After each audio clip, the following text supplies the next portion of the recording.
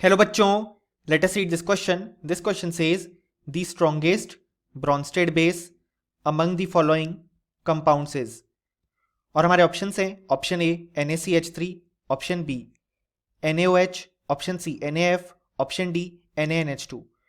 सो इस क्वेश्चन में हमसे कहा गया है कि इनमें से स्ट्रॉन्गेस्ट ब्रॉन्स्टेड बेस हमारे पास कौन सा कंपाउंड होगा. सो इस क्वेश्चन को सॉल्व करने के लिए हमें जो की कॉन्सेप्ट रिक्वायर्ड है वो है कॉन्सेप्ट ऑफ ब्रॉन्स्टेड बेस. अब यहाँ पे ब्रॉन्स्टेड बेस ऐसे ऑर्गेनिक कंपाउंड को बोलते हैं जो रेडिली एक्सेप्ट कर सकता है एक प्रोटॉन या H+ आयन.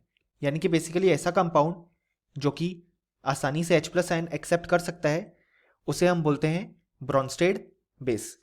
अब यहाँ पे अगर हम देखें तो ऑप्शन ए में हमारे पास प्रेजेंट है NaCH3. सो यहाँ पे अगर हम H+ ऐड करेंगे तो हमारे पास कंपाउंड फॉर्म होगा NaCH4+.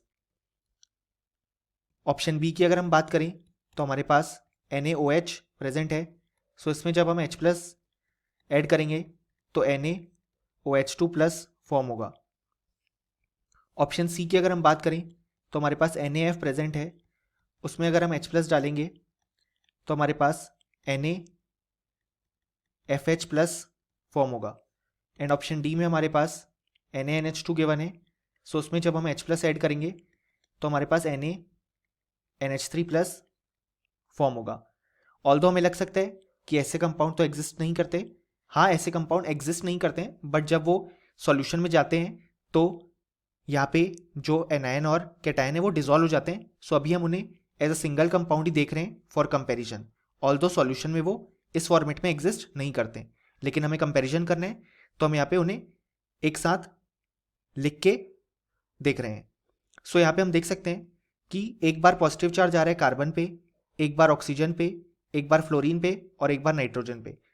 अब अगर हम इलेक्ट्रोनेगेटिविटी ऑर्डर देखें तो वो होता है सबसे ज़्यादा इलेक्ट्रोनेगेटिव यहाँ पे है फ्लोरीन, जो कि पेरियोडिक टेबल में ही सबसे ज़्यादा इलेक्ट्रोनेगेटिव है, then oxygen, then nitrogen and then carbon.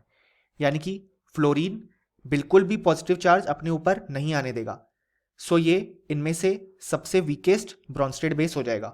So order आएगा for the Brønsted base strength कि सी जो है वो सबसे वीकेस्ट ब्रॉन्स्टेड बेस होगा, क्योंकि यहाँ पे वो बिल्कुल भी अपने ऊपर प्लस चार्ज नहीं रखना चाहेगा. देन आएगा ऑप्शन बी, क्योंकि यहाँ पे ऑक्सीजन उससे कम इलेक्ट्रोनेगेटिव है तो वो सेकेंड नंबर पे आएगा. देन आएगा ऑप्शन डी, क्योंकि नाइट्रोजन थर्ड नंबर पे इलेक्ट्रोनेगेटिविटी में, एंड ऑप्शन ए आ जाएगा फर्स्ट नंबर पे. सो यहाँ पे ऑप्शन ए में जो हमारे पास कंपाउंड गिवन है वो सबसे स्ट्रॉन्ग ब्रॉन्स्टेड बेस होगा, क्योंकि कार्बन इन सब में से सबसे कम इलेक्ट्रोनेगेटिव है तो वो पॉजिटिव चार्ज अपने ऊपर सबसे ज़्यादा रखना चाहेगा. सो जो करेक्ट आंसर होगा वो होगा ऑप्शन ए NaCH3. और हम फाइनली ये बोल भी सकते हैं कि इस क्वेश्चन का हमारे पास जो करेक्ट आंसर आया वो आया option A. Hope you understood it well. Best of luck.